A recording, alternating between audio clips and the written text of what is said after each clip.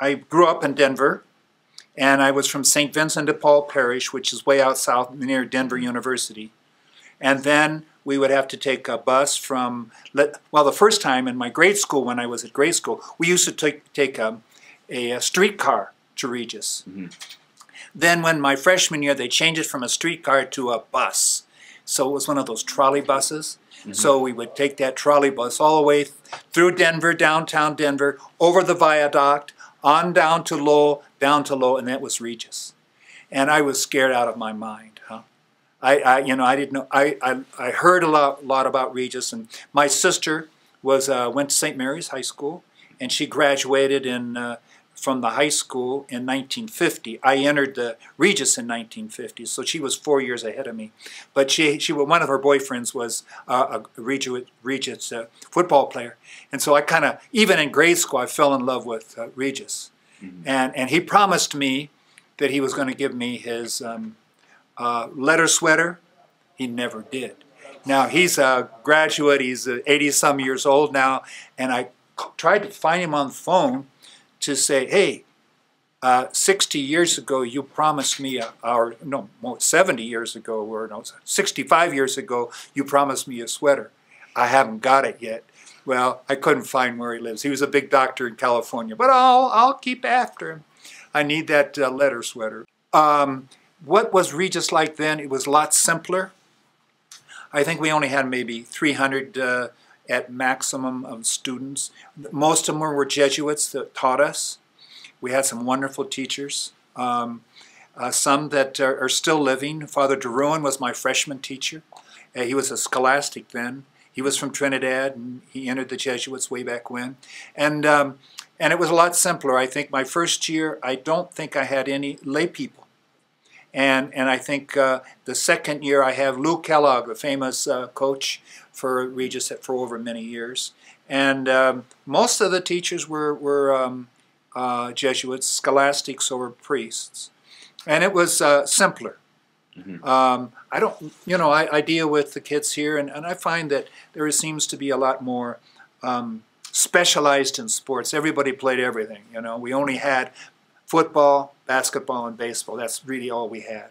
We had golf, but it was kind of once or twice went out and played somebody. But other than that, football, basketball, and baseball were the main sports. And if you were a pretty good athlete, then you played those. I didn't play football. I was just a skinny little runt, and Mom didn't think I should.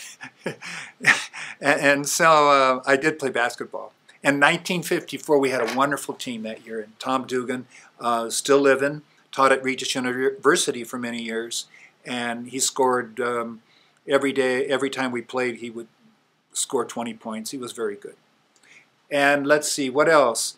I thought the academics was simpler compared to today. We didn't have AP, we didn't have honors. We just had a better class, middle better class, and where I was, the last class. I think getting into Regis was one of my best memories. I didn't do too well on the test, and getting in, I think there were 11 of us taking the test from St. Vincent's, and I never got a letter of reception. And so I called out there, and Father McKinney was the principal, and I called in, and he says, Father, I didn't get a letter. He said, well, you flunked the test. And I said, oh my, what am I going to do? Well, in those days it was simpler. He said, I called your principal, and you were a good kid. You just did lousy on the test. Now, would that happen today? I wonder. Probably not. Yeah. Not. If you did really poorly. I must have done poorly.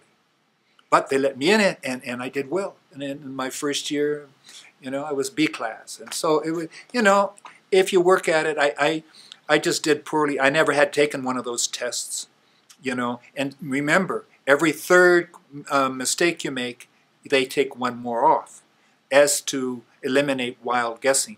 And and I remember one of the prefects of the test we were taking to get into Regis, he'd go up down the line or the rows of desks, and he said, "You have 3 more minutes." And I looked, I got 3 more pages to go. Well, yeah. So I started guessing, and that can penalize you. Well, it was the old school. It was way on the north side. It was on Lowell and between Lowell and Federal. It's an old building. It was first, built, 50 years before. But it was fun. You got to know the place. You got to know the area. We had to compete a little bit with the college because we had the same gym, which was really a box. And so we had to say, well, when they were there, we had to wait until they were off, and then we had to share it with the university, or the college at that time. And so that was tricky. But then we could use some of their labs. We used their chemistry lab. So we used the university chemistry lab. And we had our own field, football field, and it was we had a lot of fun. We had bonfires, for homecoming, and we had a lot of dances. In those days, kids danced a lot more than I think they do today. In those days, they kind of it was a way of getting to know other kids, and we used to have these sock dances. Why sock? Because you didn't wear your shoes on the basketball court.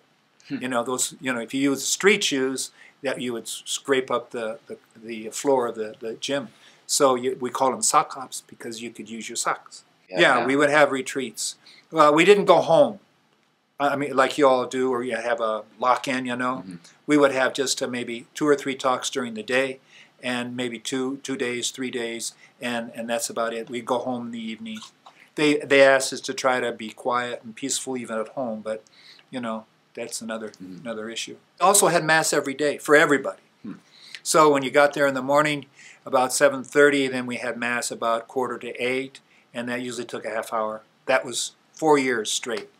Now we don't. We don't have Mass every day. We have Mass here every day, but during lunchtime, so we don't get a lot of kids coming.